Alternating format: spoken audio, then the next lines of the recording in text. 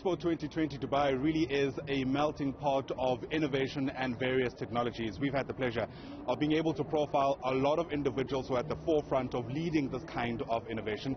Joining me now is one such individual. His name is Samson Ogbu. He is the co-founder of Fitch Technologies, an establishment, for lack of a better term, that works essentially with building apps. That's probably a very simplified version. Samson, thanks very much for speaking to Newzroom Afrika. It's great to catch up with you here in Dubai. Let's hear it from you. What exactly is it that you do? Thank you very much. First of all, I'm happy that we're here at the Expo. It's a melting pot of every culture, every civilization, ideas merging together. I'm the co-founder of Fitch Technologies. We've been in the market in Dubai for a couple of years now. We have clients globally. Being in the digital space, obviously we work remotely with most of our clients, and we love what we do because for the first time, technology has enabled ordinary people to take the ideas and the visions global with just a few technological tools. So that's where we come in. We're at the intersection between an idea and the market, and we help customers get to market with their ideas. And part of what you do to bridge that gap is to use artificial intelligence, at least in part, right?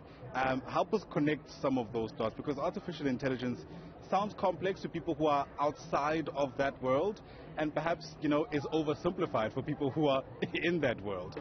So help us, I guess, connect those dots about how you use artificial intelligence to take those ideas and finally help them materialize into something that people can almost interact with. Absolutely. So it's a very relevant conversation today. People who are technophobes and don't have the inside story kind of have this fear that artificial intelligence is going to take over human, or even for people who are religious, it's going to take over how we relate to worshiping or how we relate to God. Yeah. But the reality is that artificial intelligence is an extension of our intelligence. So the same way I can have a conversation with you, share ideas, and then you give me your opinion and we build on it together, we can do that with technology. What it does is essentially to take data points that we leave around our interactions, either in business or with people, and put those together with an algorithm to give you solutions based on the footprint you already left. So it's no different from the way you and I could look at historical activities or look at what we work with every day in the business environment and then make decisions for the business with it. So for lack of a better word to use, I'd say that artificial intelligence, it's us. Yeah. Yes, it's us using technological tools that we've created to optimize our activities, be it in business, be it in personal life, or in recreation and activities like that. Absolutely. Now, many people who call it cynics say there's an app for everything. If you want to eat, you can get an app. If you need someone to clean your house, there's someone to get an app for, or there's an app for that. What's your view to those individuals who may feel that the space is saturated? And something tells me that's not necessarily the case, because if that was the case, you wouldn't get so many apps emerging literally as the weeks pass. Absolutely. So the way I look at it is this. We solve problems every day with different tools. So when you build an app, you're solving a problem. So the question I would ask is there a problem out there that you don't have a solution to? Yeah. If the answer is yes, which is most likely the case, then you might actually have an app that can solve that problem.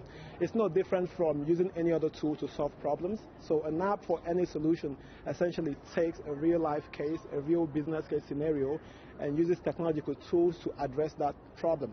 So I would always ask a client, when we get ideas on building an app or building a new product for a client, I always ask them, what are you trying to do? What problem are you addressing? Is there enough addressable market for this problem?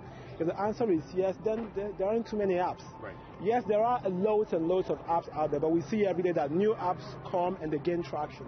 2 years ago, there was no TikTok. Today, it's gone viral with hundreds of millions of users. Why? Because there was a gap in the market that the likes of YouTube and the likes of Snapchat couldn't solve. It came in and addressed that gap, and it became popular. Yeah. So tomorrow, whether in your personal life, in your social life, in your business life, there are pain points you experience every day, and if you put those ideas together and solve the problem on paper, then we can translate it to technology, and that's what the apps do for you. Thank you so much for speaking to us. Really do appreciate Absolutely. it. Thank you. Samson Ogbu, it's lovely to have you. Samson Ogbu is the co-founder of Fitch Technologies, doing their part, if you like, to add to the discourse and also, hopefully, to add to the kind of drive to move us forward as we grapple with some of the most pressing challenges facing the global community.